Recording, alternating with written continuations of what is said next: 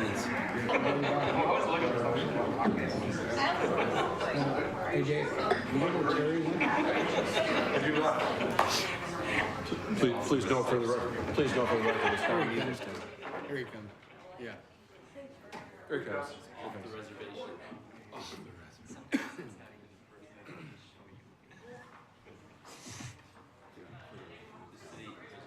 $500 for the gym.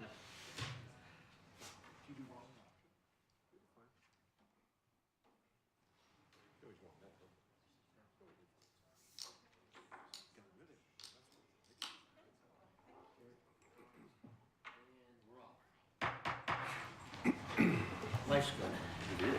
Good evening and welcome to the weekly Lawrence City Commission meeting. We've just come through a couple-hour study session and we're ready to proceed with the regularly scheduled meeting. The first item on the agenda are proclamations, and the first is to proclaim the week of June 1st through 7th, 2014 as CPR Week. And do we have a representative here this evening to speak to this item? Well, multiple people.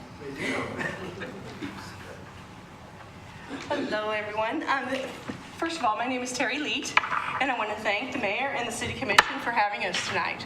That I really appreciate that effort, your efforts to accommodate us. I'm going to share a little bit of history about Heartbeats for the Heartland. My son, Jacob Leet, who is a 20-year-old, normally healthy child, he was performing as Donkey in Shrek at Theater Lawrence on December 21st of last year. Jacob randomly collapsed on stage, and we had several audience members rush to his side, including Dr. Lori Cordova, who was an audience member at the time. Jacob, when they got to the stage, Jacob did not have a pulse. He was not breathing. He had, everything was against him. Those people in the audience performed promptly and efficiently performed CPR on Jacob. They sustained his life for several minutes. At that night, unfortunately, there was a snowstorm, so EMS was not able to get there in the normal amount of time. The theater at the time did not have an external defibrillator device to revive him, but because of the very, very well performed and sound CPR efforts that were performed on Jacob, he survived. And if any element of that had not been in place at that time, my son would not be alive today. We have such, as subsequently we have established an organization, a cause called Heartbeats for the Heartland. And what we want to do is to make Lawrence a huge element, something huge in not in just our community, in our state, nationally. We want to provide or to use our efforts to use Jacob's success as an example to the rest of the country, and to continue to portray his life. So we have established this cause. We have, since this time, we have purchased 20 mannequins, and we are providing CPR training the fourth Saturday of every month. We have also purchased 2 trainer AEDs to provide to the community for this effort, and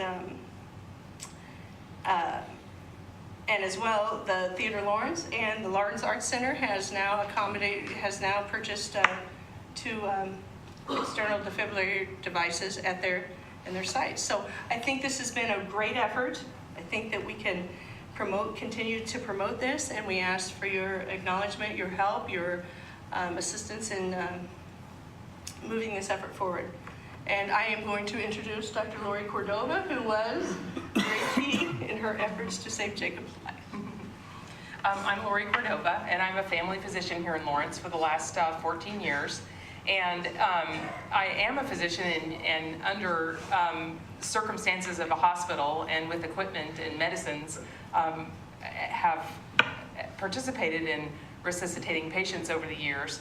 But I imagine really where part of the miracle of this situation happened was that on that night, I was actually a mom at the theater with my children watching a production. And when something like that unveils before you, you go through the steps like any other person in the community. And at that time, you're not a physician or a cardiologist or an EMS provider. You're a person there like everyone else without any equipment, without any drugs, and without anything at your disposal, with a child who has collapsed in front of you and for all intents and purposes is dead. And so I have enjoyed and feel honored to be included in this effort because it's such an important endeavor to try to include not physicians and medical community in this type of an organization, but to involve the whole community. Because even though you may hope you'd never be the one there resuscitating a child, and I, as a physician, can say that that was one of the most horrifying experiences in my adult life,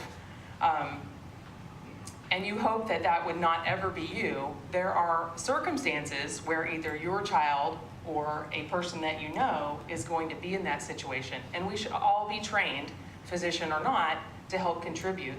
And the group of us came to the front thinking you find a kid who is overheated and hadn't eaten enough and had been doing his second show of the day, and got to a point where you find a child without a pulse, and a group of complete strangers who I never knew before and didn't know if any of us had any medical training from the other, came and worked together for up to 10 minutes and kept this kid alive until emergency services got there. So I'm certainly glad to be part of this organization because I feel like it's a great opportunity for our community, and we really appreciate you hearing about us tonight. I want to introduce to you, this is Roger Dreiling. He is one of the cardiologists here in Lawrence, and we're glad to have him with us as well. Good evening. It's good to see you in the upright position because normally I would visit you in the supine position. I just wanted to echo some comments. 1.5 million Americans in the United States die each year of cardiac sudden death from ventricular fibrillation. Heart basically stops. And this has been recognized now for several decades. And in 1982, 1983, in that era, some cardiologists and some EMS people got together and says, you know, we can save some of these folks. And the community of Seattle set about to train their entire community in CPR, and they almost got the job done. And they've been credited with hundreds of life-saving events because people that aren't cardiologists or aren't family practice specialists, people like yourself, people on the street, learned how to do simple things like CPR. And now it is very simple because the old pumping on the chest and blowing in the mouth is kind of going away. And all you have to do is now pump on the chest and wait for the defibrillator to arrive. And the biggest obstacle is people just being afraid to touch other people, quite frankly. I remember being a medical student doing my first history and physical, and Terry will vouch for this as well. You're afraid to touch people. And when they're down and not breathing and don't have a pulse, that's not the time to think about, you know, being afraid to save someone's life. Anybody can do that. And so that's how Heartbeats in the Heartland got started, and our goal is to train as many people in the Lawrence community to do basic CPR as possible. I would like to introduce Joe Stellwagen, who is EMS, and Joe and I go way back, all the way back to my days at Shawnee Mission Medical Center, and he's going to talk a little bit about Heartbeats of the Heartland. Yeah. All right. Yeah, thank you. My name is Joe Stellwagen, and I work as a paramedic, and I'm one of the founders with Terry with Heartbeats of the Heartland. And one of the things I just want you to share with here is that, you know, the American Heart Association has the chain of survival. And the chain of survival is just a metaphor. It shows the importance, the length of a chain that show to the survival of a person in cardiac arrest. And Dr. Cordova, you know, is that first link. You know, she recognized a problem, she offered her services, and she recognized that this person was in cardiac arrest, and she started CPR. You know, without that first link, nothing that we do really does any good. They need someone that starts CPR. And the second link with that is calling 911 and also finding a public access defibrillator, or in this case, a tiered response system like we all have here in Lawrence, where the police department shows, the fire department, the ambulance, everybody has a defibrillator and AED, which can provide that life-saving defibrillation to shock that heart back into life again. And after that, it goes with Chief Bradford in the Lawrence, Douglas County Fire and Medical, and being able to provide ACLS, or Advanced Cardiac Life Care, to not only get the heart started again, but to keep it started by giving certain medications and such. And their relationship with Lawrence Memorial Hospital and Dr. Dreiling and such, into not only keeping it, but now fixing the problem. In this case with Jake, you know, there was a problem. All the pieces of the chain of the link fell into place. He survived, and under the care of the different physicians and such, they actually corrected the problem. And now, more than likely, he won't have that same problem again in the future. And Heartbeats of the Heartland is just dedicated to educating the community about the importance of the recognition of cardiac arrest and the importance of knowing CPR and how to use an AED. And so there's just some things that we all take for granted. We always assume that someone else knows how to do it, or that ambulance is going to be in the station when the 911 call is heard. But a lot of times it doesn't. And it is up to the people, the citizens, to provide those initial first aid, that CPR, that really enhances and provides a chance for some people to survive those situations. So what we're looking for is just to improve our relationship with Chief Bradford and the fire department, with the city, in the hopes that you guys will support us in promoting activities within the community to teach what we call hands-only CPR, which is a non-certification course, just the importance of providing chest compressions on adult patients. We have a very kind of a small niche because Lawrence Memorial Hospital, the fire department, the Red Cross, we all have similar missions, but ours is trying to find that one focus, which is the adult cardiac arrest victim within our community. So that's what we're here to do, is promote our cause today. And so when you do hear our name out there, you're not going, who are these guys? And now you have a little bit more understanding of what our background is. So, thank you for allowing us to be here today. Thank you, Joe. You're welcome. And Terry, we're glad your son's doing well, and Dr. Cordova and Dr. Dreiling, thank you for all the wonderful work you do. Some of you remember I have been on Dr. Dreiling's table before, and it's one of those places that I'm very glad at the healthcare professionals that we have in the community. I'm equally as proud of our fire and medical and our police department and all of the first responders that we have. And understanding, you are trying to find that little part of the world that you're in that can just have people help one another, and that is extremely important. Anybody who has been through that feeling that, and I may not make this, but realize that we do have good people around and people that are willing to step up. So again, thank you for the help that you're trying to provide folks throughout the community with your program. So with that, I'll read the proclamation if you'd like. All right, thank you. It's a proclamation. Whereas this June, in honor of National CPR Week, the American Heart Association is calling on all Americans to learn how to give hands-only CPR by watching a simple 1-minute video at heart.org. And whereas hands-only CPR with just chest compressions since 2008 has been proven to be as effective as CPR with breaths in treating adult cardiac arrest victims, and whereas Heartbeats for the Heartland, an organization here in Lawrence, has a mission to save more cardiac arrest lives by providing free hands-only CPR and AED training to the citizens and visitors of Lawrence.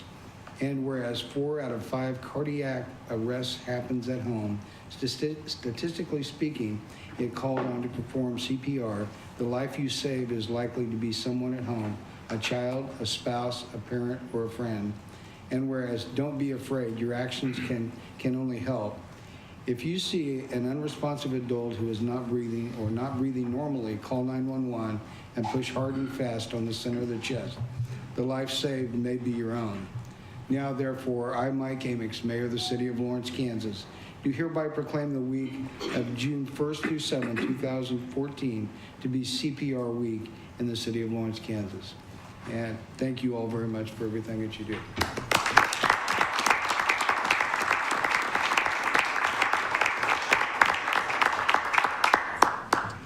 I would just like to add that I've known this young man, Jacob, for a long time, and his mother, and have the honor of knowing Roger and Lori. And the things that they're promoting and things that they're doing are so terribly helpful and takes such a short period of time to learn. And I think Roger's right. People have a tendency not to want to get involved in something like this. It's very important that we do, but all we have to do is have the knowledge. Thanks, Terry. Okay, thank you all very much. Next item on the agenda is a presentation on recent food truck festival event. Tony Kresnick. Hi, Tony? Good evening, Mayor Amix, members of the commission. Wanted to give you an update on the results of the first annual Kansas Food Truck Festival. About a year ago, I came up with an idea to bring awareness and really test how the food trucks would be received in the Warehouse Arts District from a culinary arts standpoint, and also a good quality, affordable food option. And I met with Jeremy Farmer and Just Food and thought we might have a good idea in our hands as to how we could also raise some money for Just Food, the local food bank. And we learned as much what to do different next year as we learned what to do again. But I think overall it was a great event. We expected 300 to 500 people, and over 2,200 people showed up. We ran out of food halfway through the event, which if you bought a food ticket and you realize that you can't get food, that's not very pleasant. We ran out of ice twice. We ran out of change, so we actually had to reduce the entry-level fee. And there was a big rain delay, huge storm, but yet everybody stayed, everybody loved it.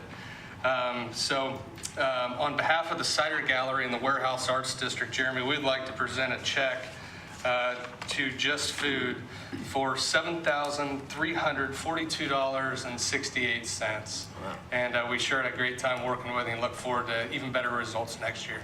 Yeah, thanks. I just wanted to throw on the end of that, you know, this,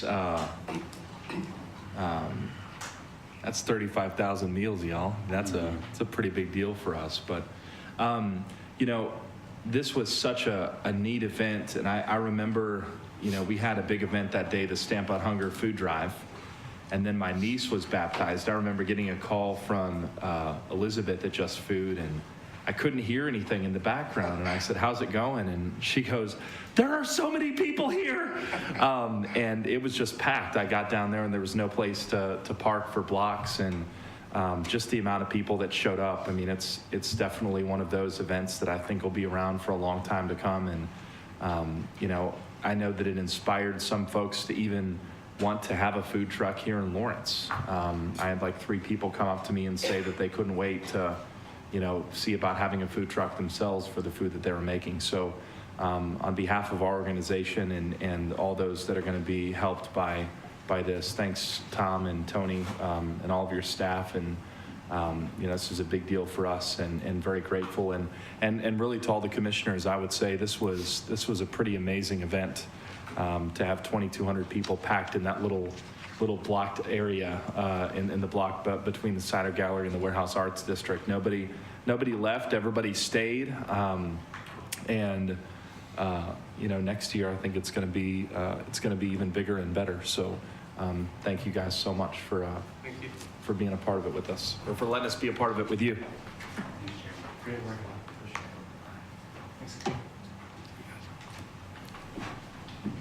I think it just speaks volumes, Jeremy. Organizations like yours, it's a great community to be able to be a part of, live in, be an elected official in, but it's all about people helping people. Yeah, and we're very fortunate to be able to have people that step up and want to help one another. So thanks, gentlemen. Good job. Thank you. Good job. Okay, and other recognition, Dave, I want to pass along a note that wife and I spent time at the cemeteries this weekend as many Lawrence residents and many visitors to the community, and just want to tell you that it looked great out there. A lot of hard work going on. Yeah, please pass that along. Next item on the agenda is the consent agenda, and all matters listed on the consent agenda are to be considered under one motion and will be enacted by one motion. There'll be no separate discussion on those items. If discussion is desired, that item will be removed from the consent agenda and will be considered separately. Are there any items on the consent agenda that a member of the commission would like to have removed? No, sir. We have, I'd like to have item number 3, which is the claims for vote only. Item 9A and 9B, Dave, you said? 9B can be removed. Removed totally? We successfully acquired the easements. Okay, so we'll remove 9B. Is there any item on the consent agenda that a member of the public would like to have removed for further consideration? Okay, hearing none, then with the exception of item number 3 and item 9A, let's see. I would entertain a motion for approval of the consent agenda. Moved. Second. Motion made and second for approval is made by Commissioner Shum, second by Vice Mayor Farmer. All in favor of that motion, aye? Aye. Opposed? That passes 5-0. The claims, I would consider a motion to approve claims to 197 vendors, the amount of $3,294,053.70. Moved. Second. Motion made and second for approval of that item made by Commissioner Shum, second by Vice Mayor Palmer. All in favor of that motion, aye? Aye. Opposed? Passes 5-0. And to claim to one vendor at Rock Chalk Park in the amount of $6,875. Moved. Second. Motion made and second was made by Commissioner Shum, second by Commissioner Reardon. All in favor of that motion, aye? Aye. Opposed? Nay. Mayor Amick's voting in dissension. Yes, unbelievable. Item 9A. Item 9A is resolution number 7074, authorizing the use of the city's eminent domain authority in making of a survey to obtain required easements for the construction of a roundabout at Wakarusa and Inverness and set a bid date of June 17, 2014. This is simply starting the action for eminent domain. Will negotiations continue to happen here? Absolutely. They've been exhausted. No, they have not been exhausted. We continue to have discussions with the property owners, and we'll continue to do so. Okay. Well, this is an item there, I'm just not in support of putting a roundabout at that location, so I'm not going to be in support of starting the eminent domain. I just wanted everybody to know. Is there any public comment on this item? If not, I would entertain a motion then for adoption of resolution number 7074. So moved. Second. Motion made and second for approval is made by Commissioner Reardon, second by Vice Mayor Palmer. All in favor of that motion, aye? Aye. Opposed, nay. That passes 4-1. Mayor Amick's in opposition. City Manager's report. Mayor, members of the commission, just a few items.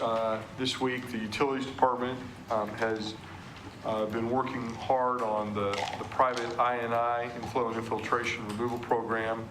And one of the things that we're doing is we're going to have some open houses to talk about the work, trying to get a lot of information out. A knock on the door telling a property owner, I'm from the government, I'm here to help you. I want to fix your sanitary sewer line. That may come as a little bit of news to property owners, so we're trying to get the word out about the program, why we're doing this, how it's going to impact them. You're familiar with some of the work. You've seen some of the agenda items related to hiring contractors, those types of things. So we're trying to get the word out in regards to that program. We've got the new Lawrence in Focus video. A lot of neat things going on there. I encourage you to take a look at that when you have an opportunity. Eagle Bend Golf Course continues to get a lot of really neat, positive comments. Here we've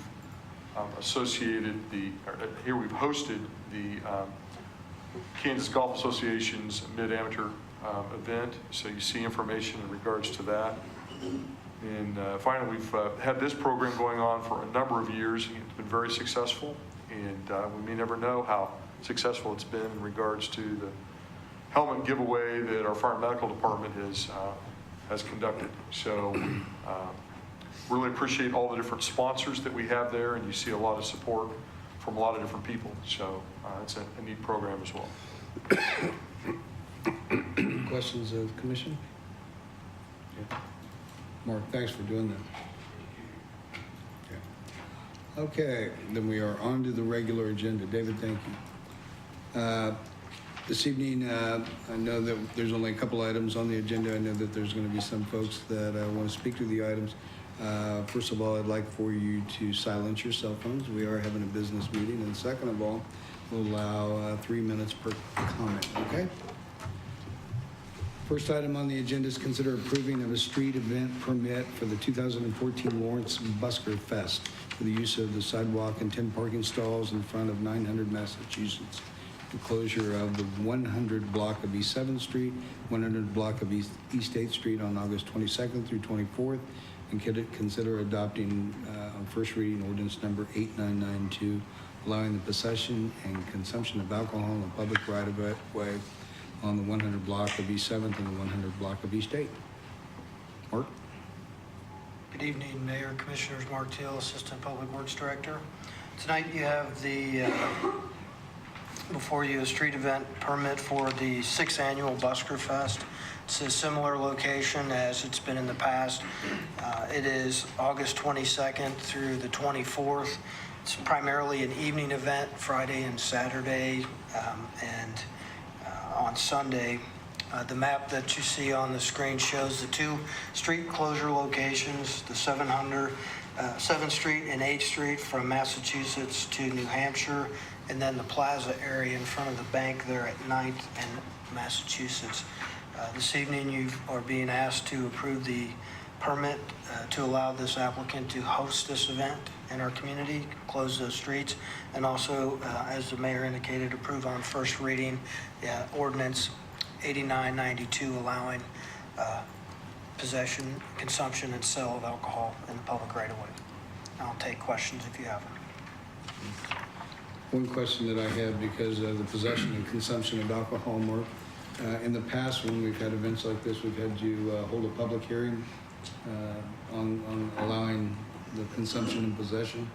Why don't we have to have one here? Is that because of proximity to like a church or something? I can't remember. I'm not fully versed on this. I haven't yet put a full year under my belt with that, but I believe you're correct, Mayor, that when it's in proximity to a school or a church requires a public hearing. This application, I believe, doesn't meet that criteria. Okay. So this is, just an action that we can take allowing the possession and consumption. Okay. Right, it's similar to the ones that you approved for the Free State Festival, for the Tour of Lawrence, and similar events, Art in the Park, and those things like that. Okay. Any questions of Mark? Thanks, Mark. Any public comment on this item? Okay. Well, this is a pretty big event for downtown and throughout the community. A lot of people look forward to this event all the time. So, if there's no other questions or comments, then I would entertain a motion of approving the permit and adopting on first reading ordinance number 8992. Moved. Second? We have a motion made and second for approval of ordinance number 8992.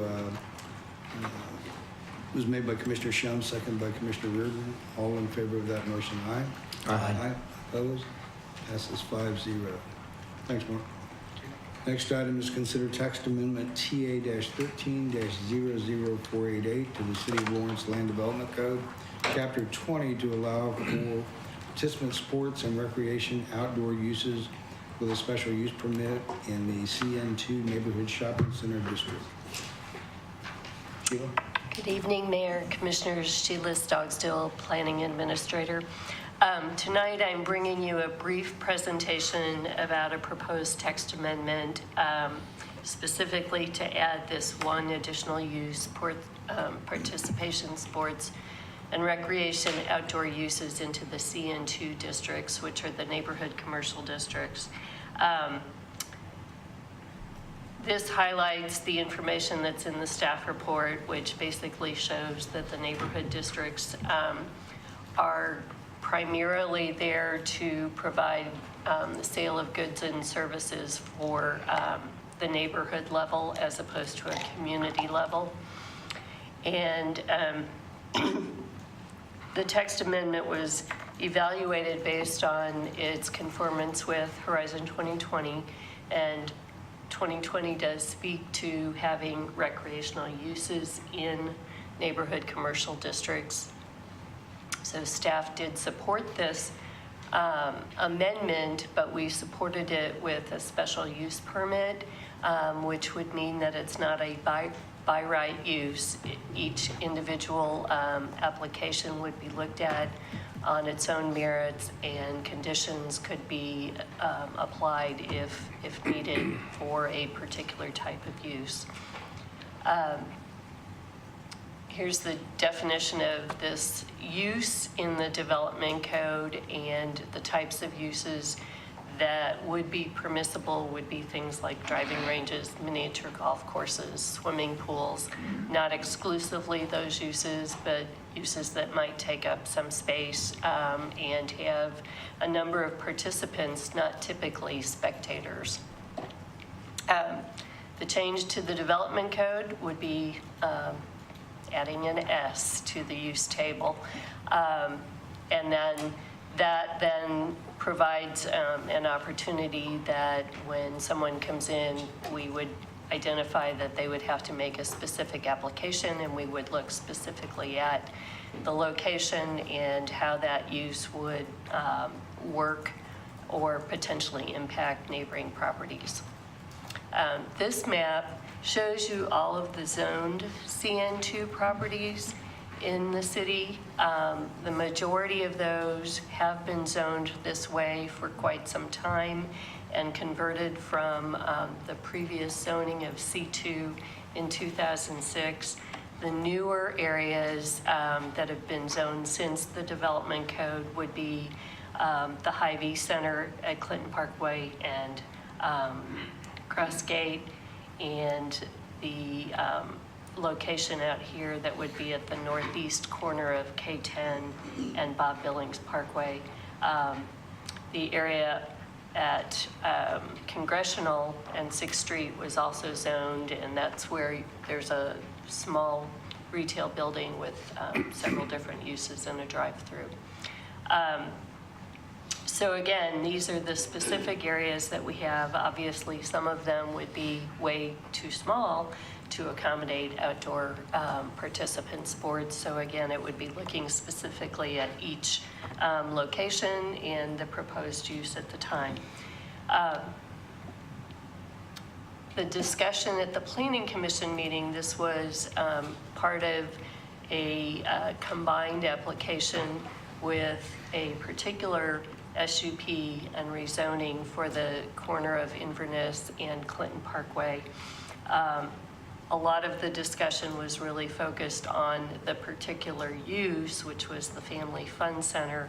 But the Planning Commission in their deliberation did specifically speak to the text amendment to really indicate that there could be some times when it might be appropriate to have such a use in a neighborhood shopping center, and that the character of the CN2 should really still be limited to that neighborhood goods and services. And so it would be that type of use, whereas the Family Fun Center that was proposed appeared to be drawing from a much broader circumference.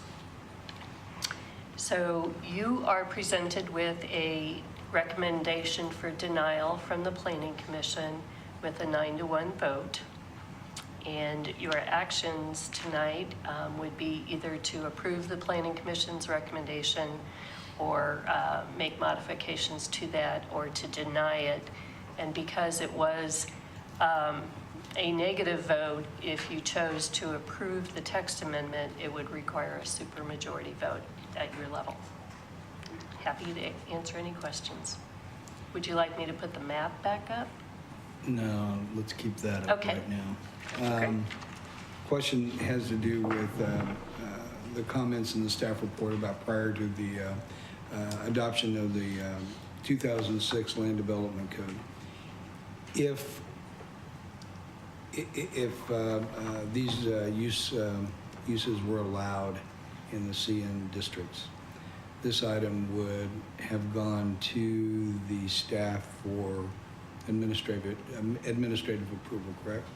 The proposed Family Fun Center? Yeah. Or, If everything... if it had been approved, well, the property still needed to be rezoned. Property is currently not zoned to CN2, so that site would need to be rezoned. But yes, if it was listed as a use that was allowed, then it would go through a site plan review process at the administrative level with the ability for appeal to this body. Okay.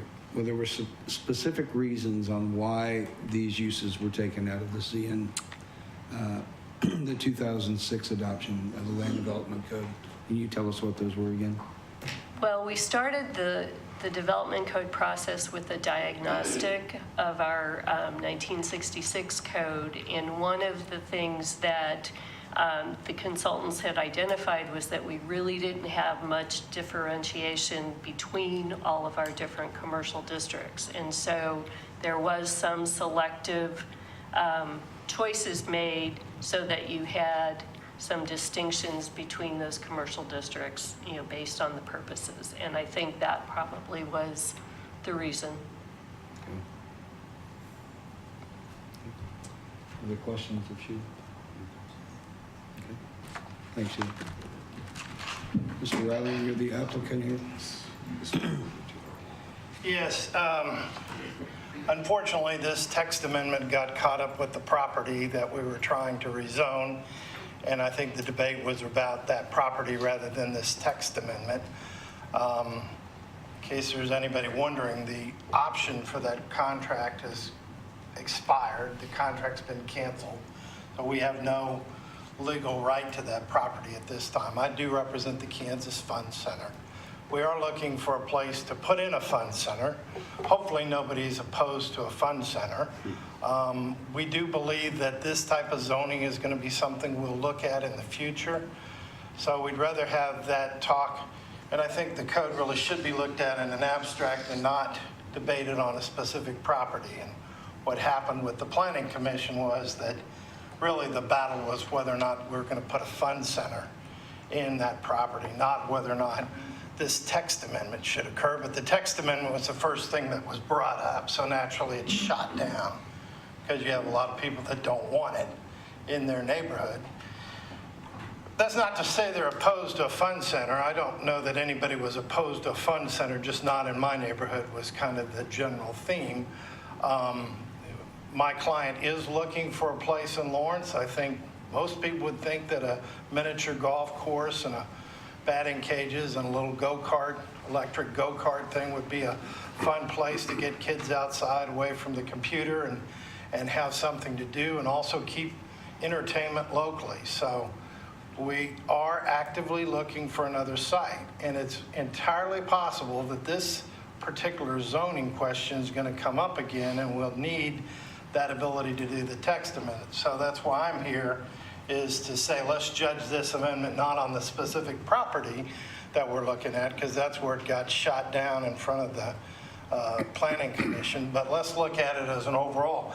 Number one, we're going to have an SUP in order to do anything, so it's not a matter of right.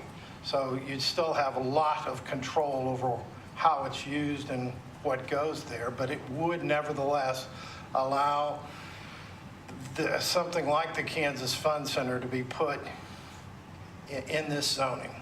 And so we do think that you should approve it, hopefully by unanimous vote. And it will allow us to keep looking for a place. Still a lot of things have to happen, has to be rezoned possibly, but at least we won't have to come back and do the text amendment portion of it again. We're not talking about the property we were talking about because that contract was canceled shortly after it became clear that rezoning wasn't going to happen with it right now. So we're actively looking for another piece of property. we'd just like to see this come through so we know kind of what we can do in terms of zoning, because it is kind of difficult to squeeze a miniature golf course and this kind of concept in under the current zoning scheme. Questions? Okay. All right, Thank you. thank you.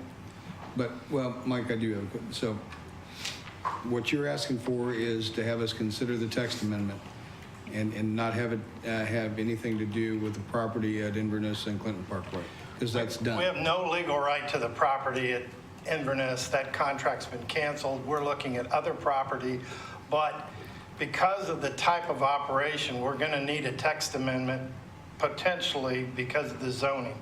And so we'd be right back through this whole process and figured we didn't want you to turn around and deny it and then have to come back in 6 months and ask for the same thing. There wouldn't be much of a change in terms of, the only change would be the property, and really zoning shouldn't be done on a property basis. Still going to have a SUP to get it done, so you're going to have a lot of control over this thing if we do find a piece of property that will work. But we do believe this would be a good thing for Lawrence to have, and it became clear that that particular property, while we think it's a really good place, wasn't one the neighbors thought was a good place. At least that was a pretty clear message at the Planning Commission. And I think if you watched the meeting, you could tell that's the reason the Planning Commission voted it down, was because that was kind of seen as the first straw, and nobody wanted that first straw to be laid for this property. So overall, just looking at it, I think it makes sense to have as a tool that you can use for planning, maintain all the control. We'd just like you to see that passed. Hopefully we'll be back and we won't have any neighbors to contend with the next time. Or if we do, they'll at least be willing to allow a fun center to come into their neighborhood.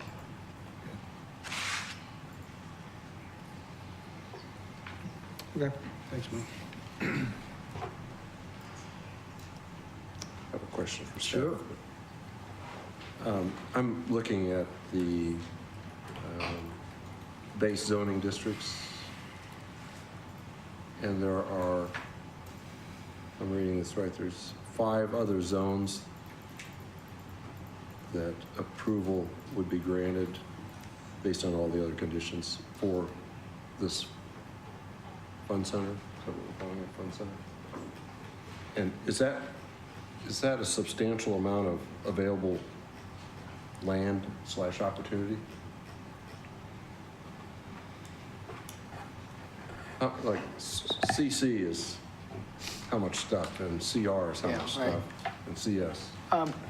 Commissioner Shum, I can answer that. The overwhelming majority of commercial zoning that would allow it would be the CS district. That's the linear strip development throughout town. The CC, the community commercial, is a little less obvious in town, and that's the Mercado, 6th and SLT, and the 6th and Wakarusa has some of that, I believe, now.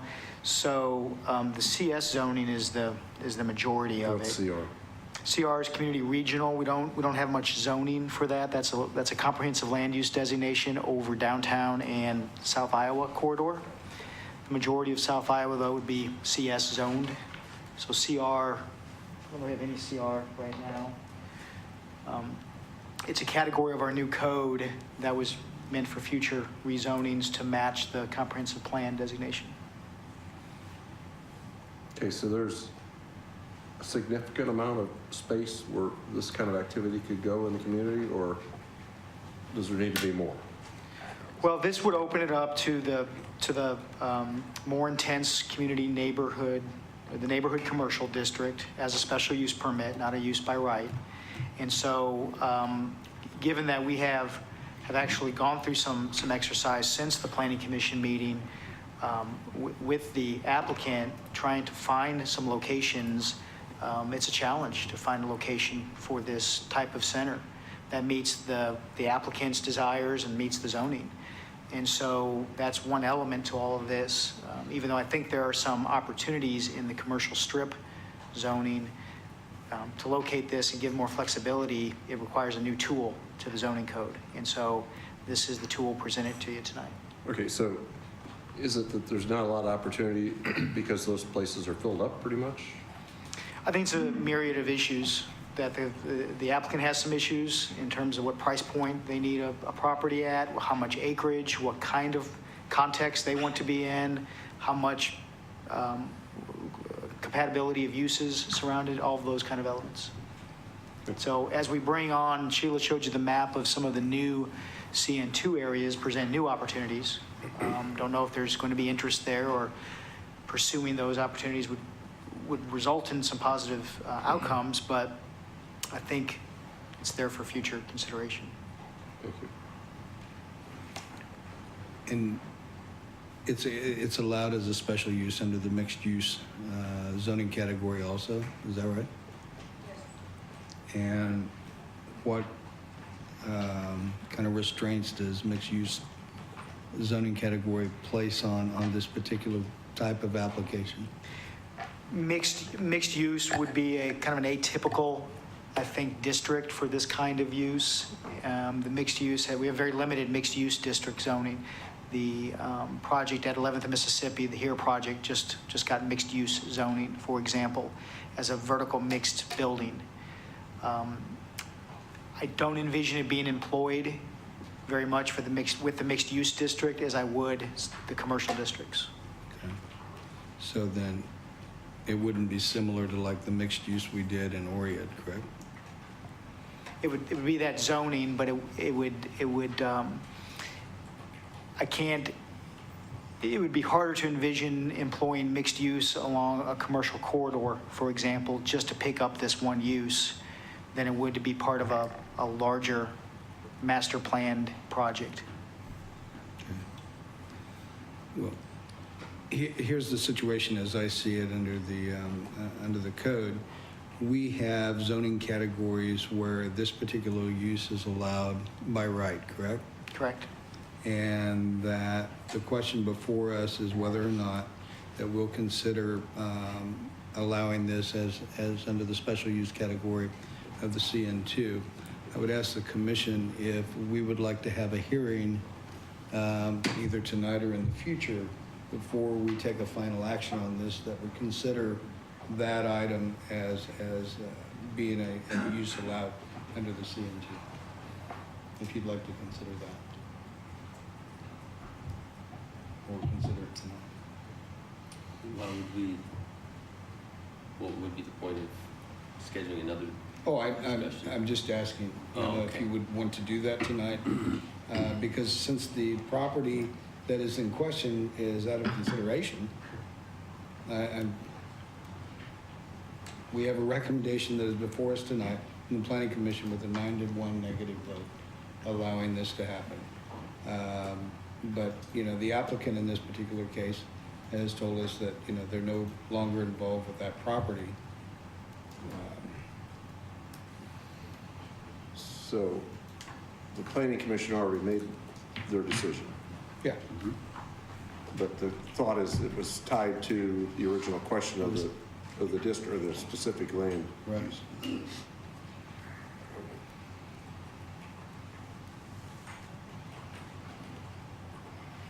If we were to take and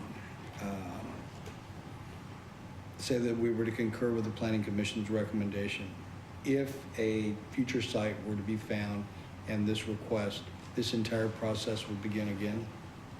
Correct. Is there a time limit as to when it could begin again?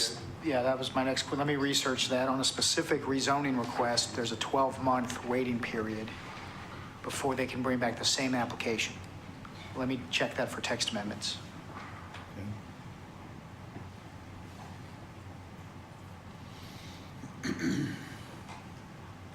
Dick? One suggestion might be is you could send it back to the planning commission. Ask them if they would think that this would be appropriate, knowing that under no circumstances could it be applied to the property in question. You could get their views on that. That way it doesn't run against any code limitations on bringing it back. It doesn't unnecessarily delay the Family Fun Center advocate to try and get the property that they would be there, keep the issue alive. That's one option. You know, you still have a special use permit thing. You're still going to get the special use permit. It's not like you don't have a ton of control over this thing. The only thing this allows is just a tool. And you can still say, we're not going to grant the special use permit. Not only do we have to get it rezoned, we're going to have to get the special use permit. What you're going to do is just make this whole thing much more costly, and you're going to make it to where there's a reason why we don't have a miniature golf center in Lawrence now, and it's because property's kind of expensive and this whole process is difficult to deal with. And so this is just going to make it that much more difficult. I don't think there's any question anybody that was there for the meeting knows that this was turned down because of this particular property. We can't go back to this property right now for a year if we wanted to, but the reality is we're looking around actively, and I think the city's aware of that, looking for other property, but we come back with the same issue, and then we run into a circular argument. Well, you already rejected it one time, so maybe it's not possible now. Mike, in answer to your comment about miniature golf, we have had miniature golf in the past. One location was at 31st in Iowa, and one was at 23rd in Iowa. Both of those have been rezoned into pretty expensive pieces of property. So I do know that they're allowed to be there, and they generally come out pretty well. So anyway, did you have an answer, Scott? Yes, sir. There's no limit on successive applications built into the code. There is a limit, though, in that typically when we get a request for a text amendment, we bring that for city commission initiation. You haven't always initiated text amendments given certain context. So if a text amendment is denied and 3 months later it comes back, I think they would have to provide some justification why it's a different type of application or why it needs to go through the process again. So in effect, the city commission controls the initiation of text amendments.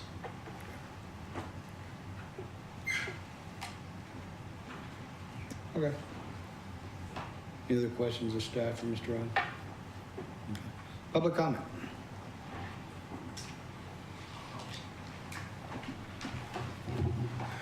Thank you guys for taking the time to listen to what I have to say.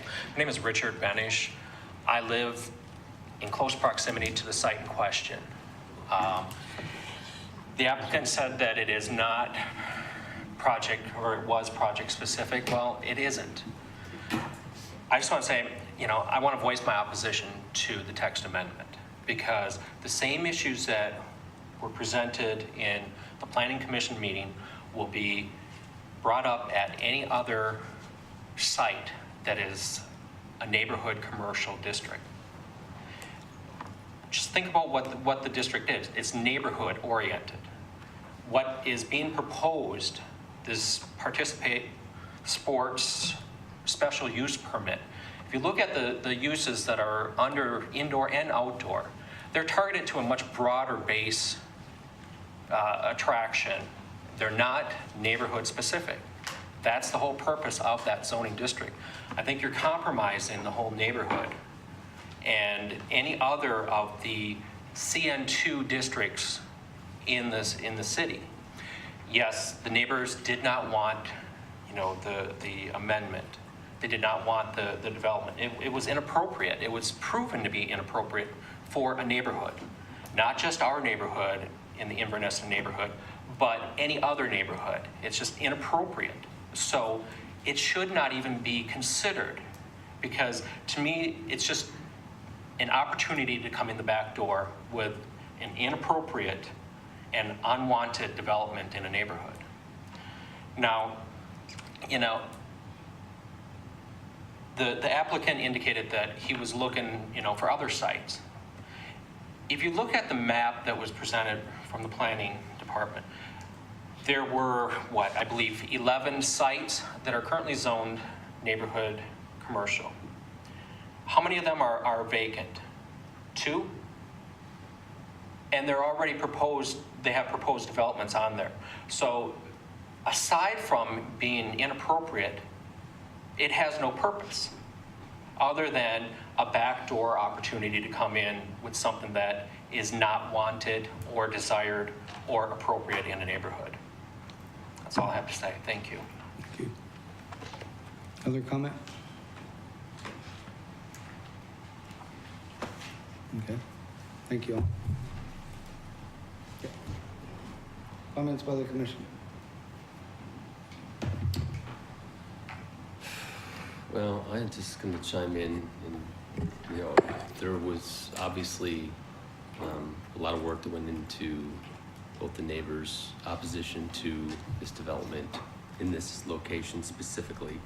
And I think you got to imagine that the Planning Commission was influenced by those, you know, concerns, the specific geography of this request.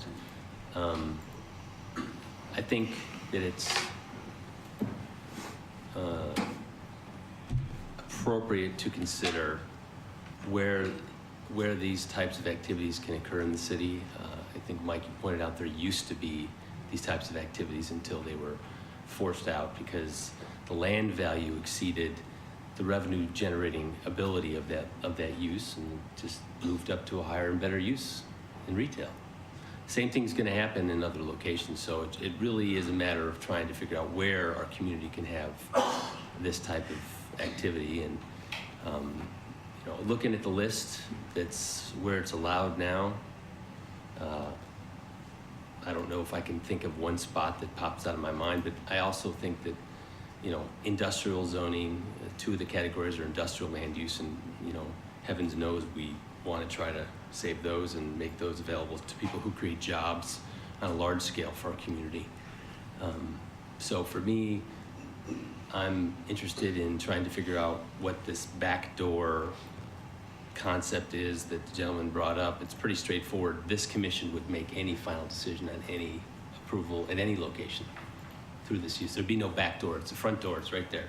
So for me, you know, to insinuate this is a, you know, some sort of underhanded ploy, I think is disingenuous, period.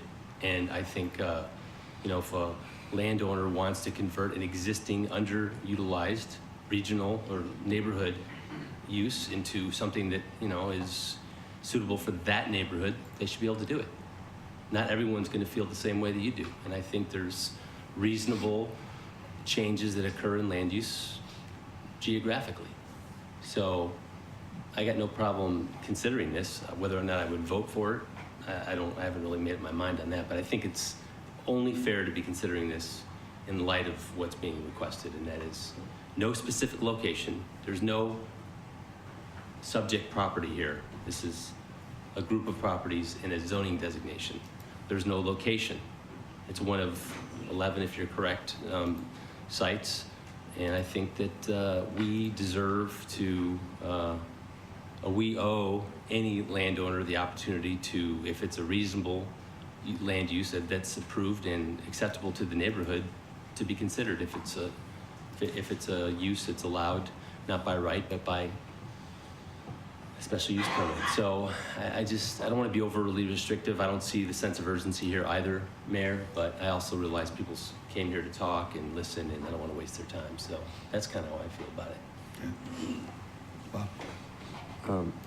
I share somewhat the same thoughts, but on this particular agenda item, I mean, it's a little squirrely. It comes to us with a 9-1 vote to deny.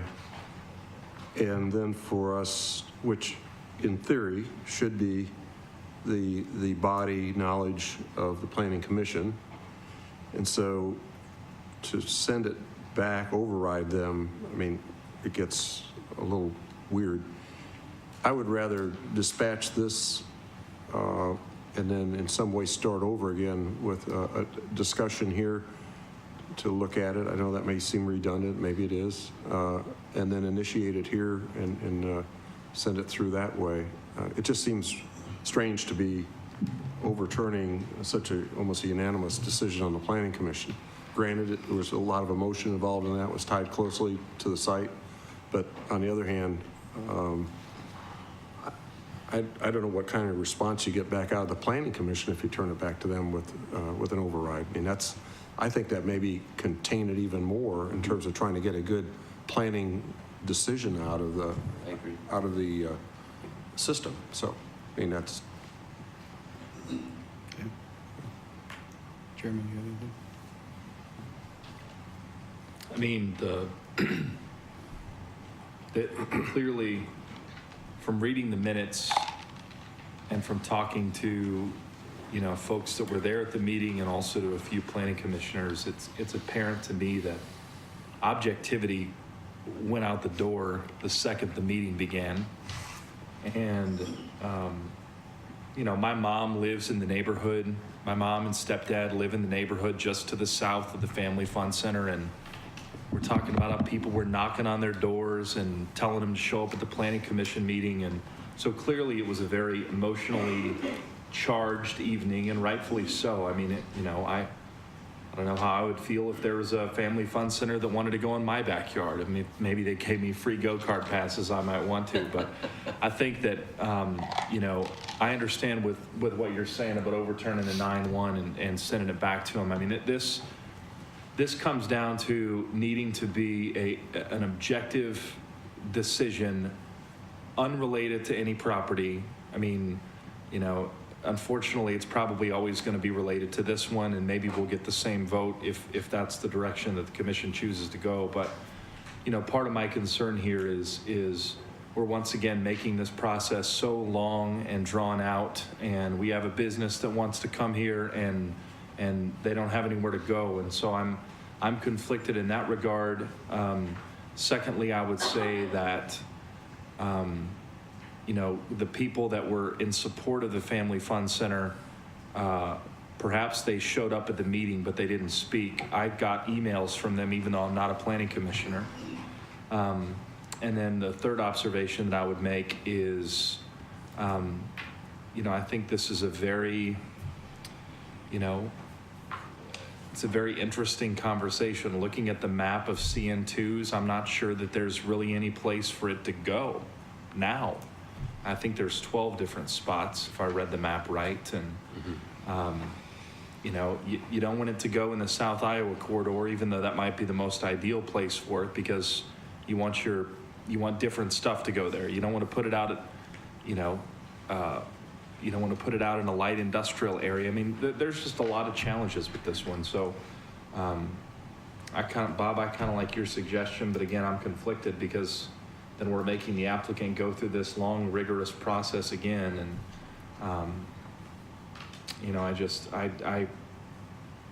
that stinks, for them to have to do that. And I don't know. I look at this as a square peg in a round hole. And I would like to have the ability to have that. I know people would like that opportunity. But when I look at the spots on here, it says commercial neighborhood. It doesn't say the whole city neighborhood, a whole city. And people from the whole city are going to come. And we're trying to push something into the neighborhood. And I don't see one area in here where that would be appropriate. So I think the problem is we don't have an appropriate place to go with this, and that could be something we can look at with 2020. But I just struggle to think that a commercial neighborhood too is the place for it to go. I do think you'll have the same problems because it'll be near people. I look around here and I just don't see how it fits. So it's not an emotional thing. It's just I just don't see it. And it doesn't seem like the right place to put it to me as somebody who has a little experience with the Planning Commission. It might have been very emotional that night. At the same time, I just don't see how this fits in a commercial neighborhood too. We ought to see if we can create something where it can go, is what I'd like to do, because that's what you do with planning. And I just think it's a square peg in a round hole, and it just doesn't fit there. Well, I do think that we have an obligation to render decision on this particular request tonight and do that this evening. I do think it is appropriate that if this body wants to initiate a zoning, special use permit or category by right that we believe that this particular use is allowed, and I think that that is something that we need to do. I do think that if you go back and read all of the minutes and see all the tapes and everything from the Planning Commission, you will see that maybe the decision was so closely tied to this particular location that that's where the real problem here is, trying to make, clear-cut decision off the recommendation. The recommendation's clear. It's a 9-1 vote, as everybody has said, and so I think at that point it's hard to overturn the Planning Commission's recommendation because it, there's strong opposition to this particular use at that location. So I don't know. Maybe it's just too tied together. Yeah, and can I just say, any outdoor activity would be great. Indoors.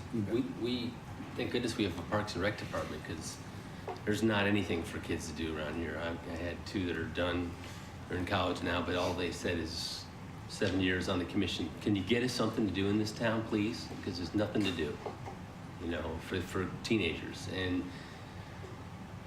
it doesn't have to be go-karts, doesn't have to be batting cages, but I mean, we're presupposing what this is going to look and sound like when it could be a simple, small little operation that might serve the neighborhood and the kids in the neighborhood. It doesn't have to grow to gigantic proportions. I'm just seeing it as a use that could exist, I think, but not on a large scale, and maybe not to the scale that was proposed here previously, and the one that I think really concerns a lot of neighbors. I really think that this zoning, this activity existed in this, in our community, and it got pushed out by bigger retailers, and I just don't know where it can go. I don't have an answer either, and I'm not sure there's anywhere to put it either. And if it's a big scale, there's probably nowhere to put it in any of these locations. If it's a small scale, it might be able to take over a footprint somewhere of a fast food restaurant that was there, or a smaller scale operation. But I just think we don't need to put our biases on there. I mean, the question is this land use, this kind of land use, what other variety might be acceptable in this? That's how I'm looking at it, not go-karts and batting cages and rock climbing walls and things like that. I'm just looking at, is this type of land use appropriate in a neighborhood commercial district? And I think that's what we got to decide, whether or not we want to use special use permit. That's how I feel about it, and I just think that there's got to be a way we can do something in the planning process to get it to work somewhere, because right now the cost is prohibitive in most of these locations. Mayor. And Mike, I only know the location of the 2 miniature golf courses that we used to have, just because I spent a whole lot of hours on them. Me too. We used to have a golf course at 31st. Yes, we did. A lot of sand. 31st in Iowa. A lot of sand. Had beautiful greens. It did. I pulled that sand a lot. Was that back in the early 1900s? Yeah. It's back before we had lights. Yes, sir. Yeah. Now, I was going to say, perhaps we could dispatch this evening, ask staff to come back with any other recommendations they might have. That would open the conversation for this issue again, see if there's any other thing out there that we should be considering, and then if we so choose, we could send it back to the Planning Commission, which would allow them to address it without it being encumbered to a specific site, and see what kind of vote you get back out of them at that time. That would be more of a pure review for them, as opposed to having it tied to that emotionally to the site and the request of rezoning of that one.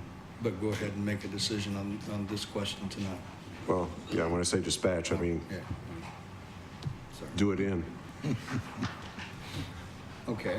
Put it under. Yeah, kind of took care of that. Any other questions or comments? Can I ask one question? Please. Scott, I have a really dumb question. I think I know what the answer is, so my apologies in advance for asking it, but my sense and understanding the history of this property is that this is the second or perhaps the third use that the neighborhood has not wanted.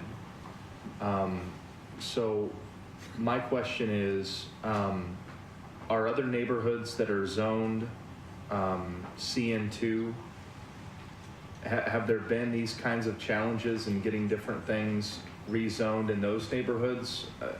Or is this just specific to that parcel that maybe we should just initiate rezoning at something completely different and do the text amendment because another neighborhood perhaps would not care as much, or that's rolling around in my head. Yeah, there's a rich history. We didn't give you all of that this evening. I think it's a little bit specific to this area for any number of different reasons.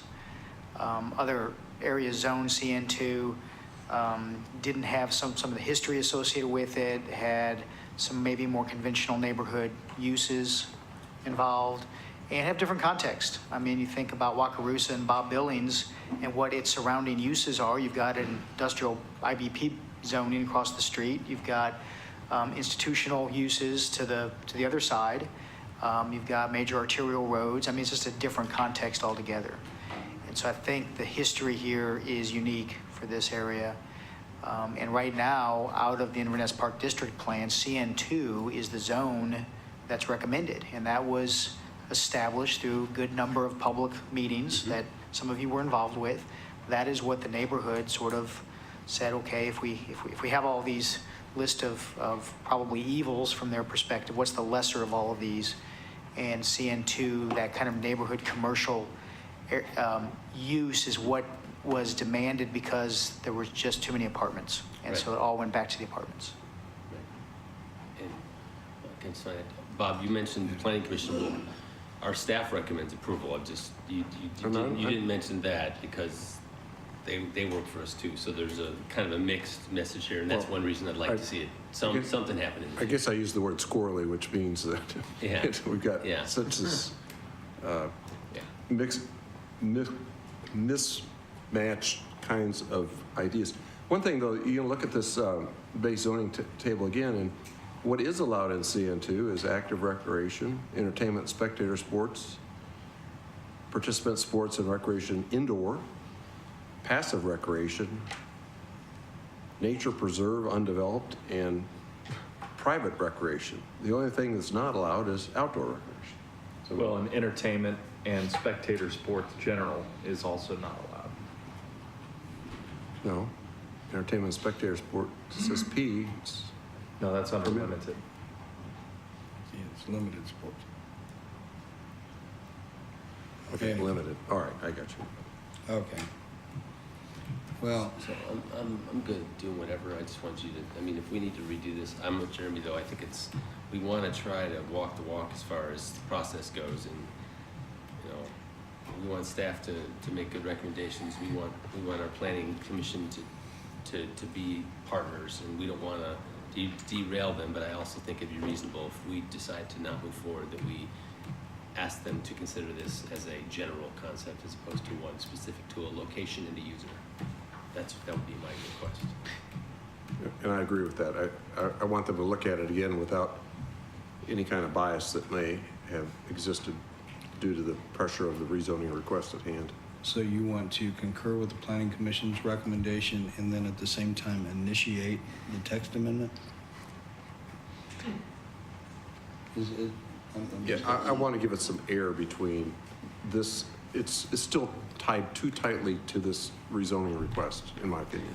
Okay, then cooler heads will, Well, come back. let's make a decision Come back on the in text 3 or 4 amendment. months and then start it over again and see where it's at.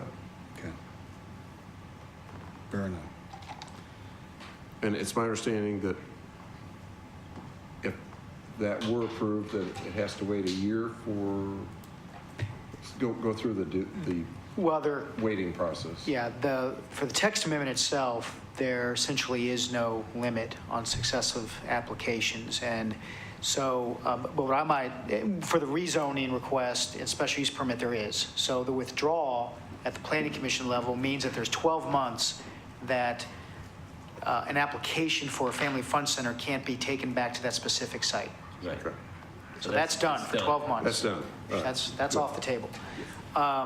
This issue, Mayor, I might recommend, because we are actively working with the applicant on a site. I mean, we're interested in helping the owner find the right place as well. It may be that we need a different text amendment or some other zoning tool. And so instead of expending some resources on this issue that may be for this specific site, it may be that we need to wait to see what kind of zoning tools we need to find a place for this within the city limits, and then work on that specific tool. It may become something completely different. So while I understand Mr. Reiling's, ability to have this on the books in case one of the 11 or 12 is the spot, it may be somewhere completely different. And it may be another effort to get that accomplished. Correct. So I offer that That's as. a great synopsis. Thank you. What do we got? We can either concur with the planning commission, we can return the application to the planning commission on the text amendment, or we can approve or deny or make modifications. I'm going to move to concur with the planning commission. We had a motion to concur with the planning commission's recommendation for denial. Correct. Okay? Second? Motion made and second to concur with the planning commission recommendation for denial made by Commissioner Shum, second by Commissioner Reardon. Any other questions or comments? All in favor of that motion, aye? Aye. Aye. Opposed? Passes 5-0. Thank you. Next item on the agenda is to consider a motion to recess into executive session for approximately 45 minutes for matters relating to employer-employee negotiations and discussion of possible real estate acquisition. Justification for the executive session is to keep employer-employee negotiation matters and possible terms and conditions of possible real estate acquisition confidential at this time. City Commission will return, resume their meeting. Maybe 30 minutes is all. 30 minutes? Okay. Yeah, it's 30 minutes. 30 minutes. I'll go with 30. 30, okay. Well, mine said 45. It did Resume their because- regular meeting in the Mayor, 15. commission meeting room at the conclusion of the executive session. This is for 30 minutes. Okay. Move. Second. Motion made and second to approve, made by Commissioner Shum, second by Vice Mayor Farmer. All in favor, aye? Aye. Opposed? Passes 5-0. We'll be back in 30 minutes.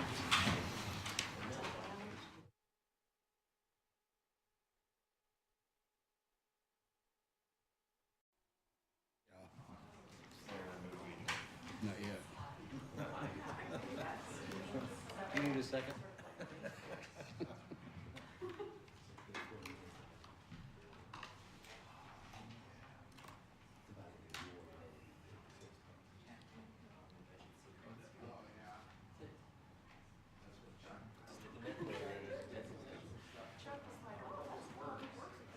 Okay, we are back in session and we have nothing to report at this time.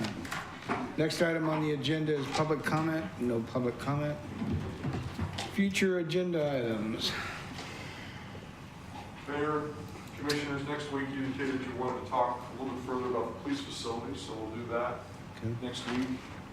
We've got a couple of transit items coming back, 21st and Stewart. And then we're also going to talk a little bit about the K-10 connector next week. Okay. A few other items as well, since we do not have a meeting on the 10th. Okay. Get to cut the ribbon at the repurposed building next week. Congratulations. I do. Yeah, you do. Sporting goods. Yeah. It'll be fun. Another reutilization of our valuable commercial retail space. Yeah. A lot No, of that's right, activity. Dick's Sporting Goods, Yes. yeah, next Tuesday. 27th and Iowa is becoming a busy corner. Yes, Bill. We ought to consider doing something about that island on the east side of the road and the west side of the road. 27th and Iowa.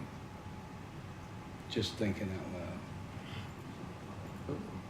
Like, it wouldn't be Mayor's going hard. to cut the ribbon, huh? It wouldn't be hard changing some traffic right there. The island that blocks the frontage road and stuff. Oh, Right. yeah. I don't know if that's part of the site plan for Buffalo Wild Wings or not. Buffalo Bob's. It's not Buffalo cannot Bob. get- No, not Buffalo Bob's, I'm sorry, Buffalo Wild Wings, I'm sorry.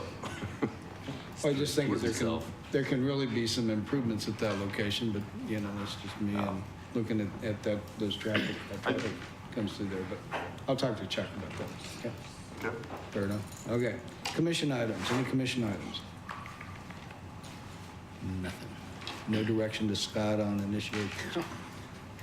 Okay, Any calendar items there? I did get an email from the county administrator's secretary indicating that the county commission's preference for a joint county school district city meeting was Wednesdays at 4 o'clock when they usually have their meetings.